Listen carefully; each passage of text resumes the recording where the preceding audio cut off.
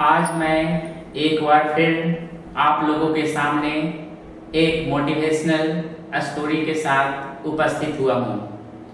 अगर आप इस कहानी को पूरा सुनते हैं तो आपको समझ में आ जाएगा कि जीवन में उत्पन्न परेशानी को आप शांतिपूर्वक हल कर सकते हैं। तो मैं आज का कहानी आरंभ करता हूँ। एक किसान अपनी कोठी को साफ कर रहा था।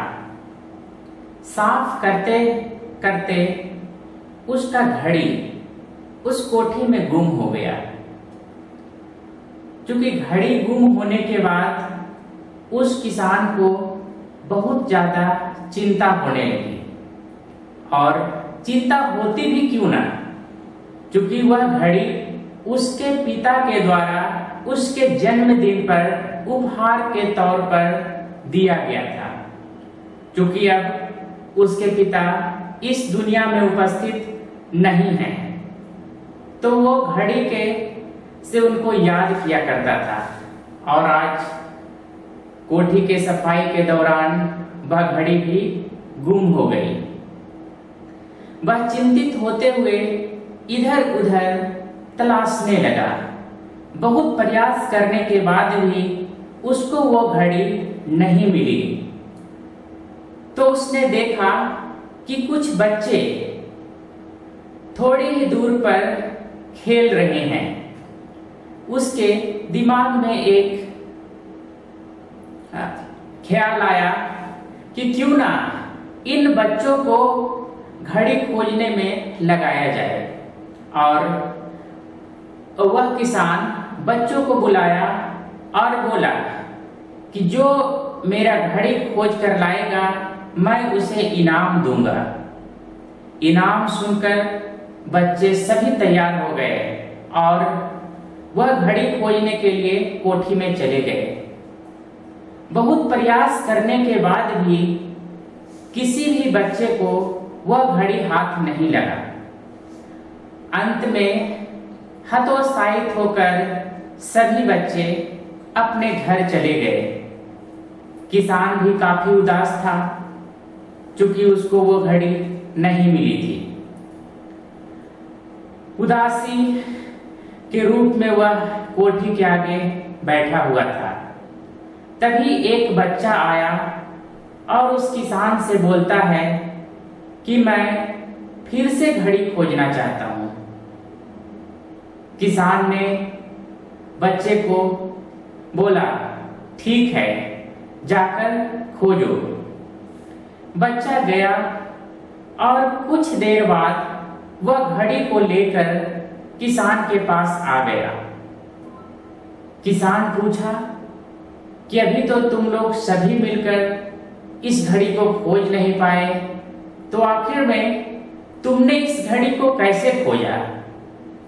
बच्चा मुस्कुराते हुए किसान को बताता है कि मैं जानता हूं घड़ी टिक टिक टिक टिक करती है, क्योंकि शोरगुल में मैं उसकी आवाज को सुन नहीं पा रहा था। क्योंकि बहुत से हम लोग बच्चे थे और सब मिलकर उस घड़ी को खोज रहे थे, इसीलिए उस समय घड़ी का आवाज मुझे सुनाई नहीं दे रहा था। जब मैं दोबारा लौट कर आया तो वहां पर कोई भी शोरगुल नहीं था। मैं स्थिर से खड़ा होकर उस घड़ी की आवाज को सुनने का प्रयास किया और मुझे उसकी आवाज सुनाई पड़ी। उसी आवाज के सहारे मैं उस जगह तक पहुंचा और घड़ी को खोज निकाला। किसान को घड़ी मिल जाने के कारण उसके चेहरे पर काफी खुशी का माहौल था। उसने बच्चे को इनाम दिया और बच्चा चला गया। इस कहानी से हमें यह शिक्षा मिलती है कि हमारे जीवन में भी बहुत से परेशानी आती है, जिसका उत्तर हम ढूंढने का प्रयास करते हैं, लेकिन दिमाग अस्थिर नहीं होने के कारण हम उसका उत्तर नहीं ढूंढ पाते हैं। हमें भी जब जिंदगी में बहुत परेशानी हो या परेशानी आए तो एकांत में बैठकर उस परेशानी का उत्तर ढूंढने का कोशिश करना चाहिए। और जिस तरह से इस बच्चे ने एकांत में जाकर उस घड़ी की टिक टिक आवाज सुनने की कोशिश की, उसी तरह से हम लोगों को भी एकांत में बैठकर जो समस्या सामने आई है उसका हल खोजना चाहिए।